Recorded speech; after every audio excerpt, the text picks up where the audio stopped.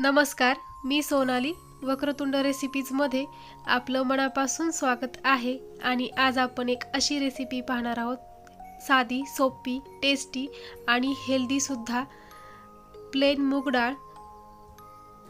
चला तर मग यासाठी लागणारं साहित्य पाहूयात।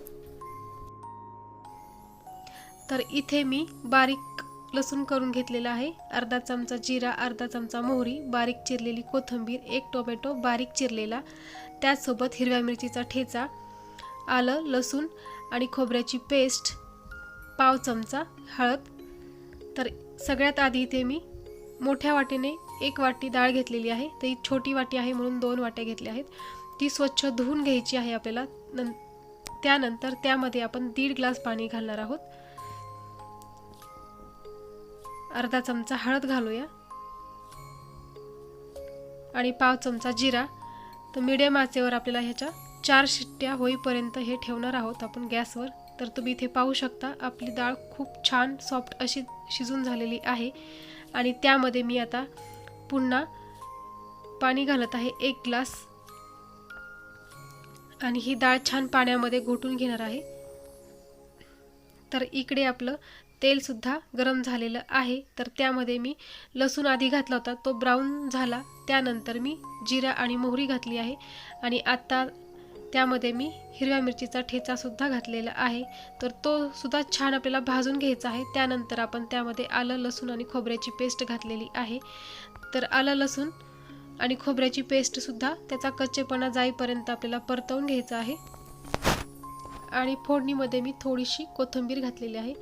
तुम्ही कढीपत्ता सुद्धा घालू शकता, माझ्याकडे कढीपत्ता नव्हता। कढीपत्त्याने सुद्धा अप्रतिम फ्लेवर येतो कढीपत्त्याचा आणि तो चांगला सुद्धा असतो खाण्यासाठी।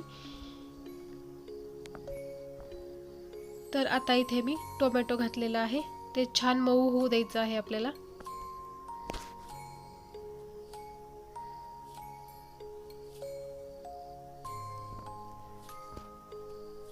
आणि मी इथे पुन्हा पाव चमचा हळद घातलेली आहे आणि छान मिक्स करून घेत आहे। तर इथे आपला मसाला छान परतवून झालेला आहे, तुम्ही पाहू शकता। आणि आता आपण इथे शिजलेली डाळ घालूया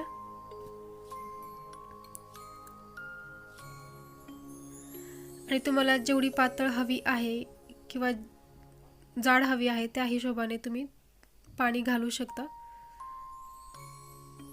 पावसाळ्यामध्ये मस्त गरम गरम वरण भात खाण्याची काही वेगळीच मजा असते। तर इथे मी चवीनुसार मीठ घातलेलं आहे।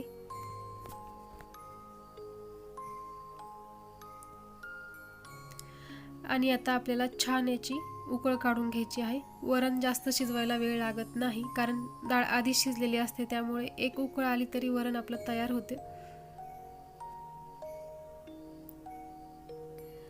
आणि उकळी आल्याच्या नंतर आपण बारीक चिरलेली कोथिंबीर घालूया।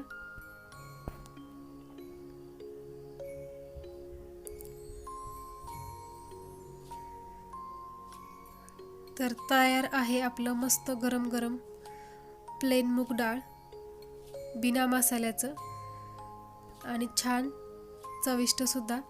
तर इथे मी एका प्लेटमध्ये हे सर्व करून घेते आणि याच्यावर मस्त तुपाची धार घालूया, अप्रतिम याची टेस्ट येते। तर ही रेसिपी तुम्हाला आवडली असेल तर लाईक करा, शेअर करा आणि सगळ्यात महत्त्वाचं सबस्क्राईब करायला विसरू नका। थँक्यू।